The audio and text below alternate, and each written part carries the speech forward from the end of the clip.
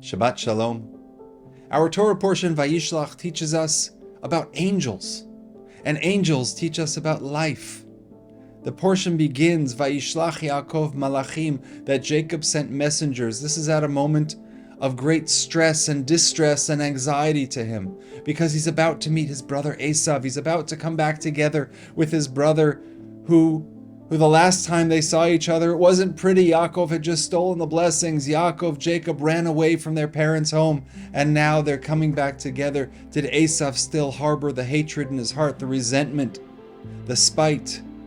Or would they be able to come together as adults, as people who had achieved? And Vayishlach Yaakov Malachim, Jacob sent messengers, and Rashi says it wasn't just any kind of messengers. The word malachim can mean messengers, but it can also mean malachim mamash, as Rashi says, actual messengers, meaning angels. Jacob dispatched angels to go in front of him, to bring him back a report. What were they going to encounter? What could they expect? My teacher, my rabbi from when I grew up, Rabbi Aryeh Sokolov, offered a beautiful insight and a question. And he said, by what right did Yaakov dispatch angels? Since when are humans able to do that? Angels are not our messengers. Angels don't follow our bidding. Angels are the messengers of God. They're not for us to just send angels wherever we want. And the Midrash Tanchuma offers the insight and says, no, this is the way it is with the righteous, that the righteous are greater than angels.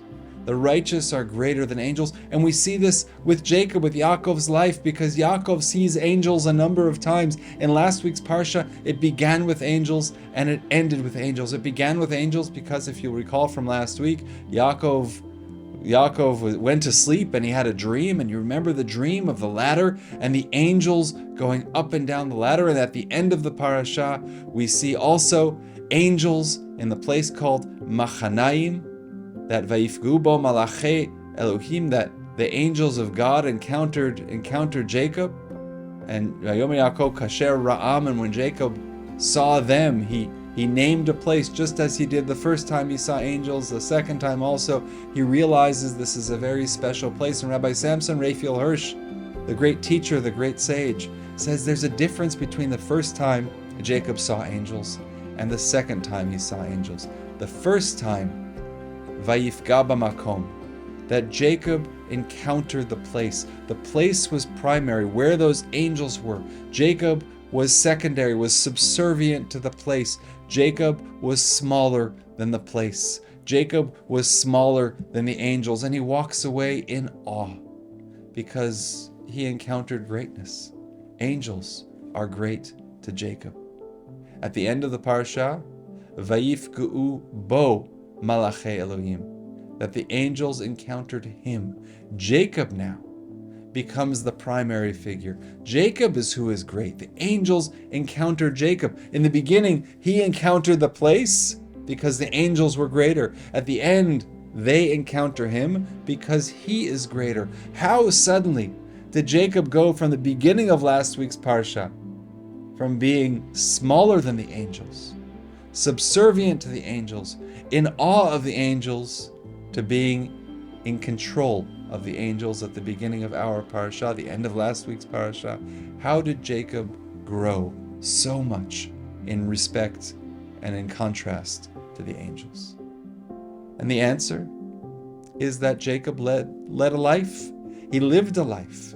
He encountered challenges and he overcame the challenges. When Jacob left his home, when Jacob first encountered the angels in the dream of the ladder, he was just Jacob. He was a wonderful, wonderful person. He was a righteous person even. He was Ish Tam Yoshev Ohalim. He was simple, he was pure, he was studious. And by the end of the parasha, 20 years later, you know what happened? He had encountered challenges. He had raised a family in a hostile environment, according to our tradition, in the house of his father-in-law, of Lavan. Jacob was able to do something that was heroic and extraordinary. He was able to sustain and live and build a Jewish life.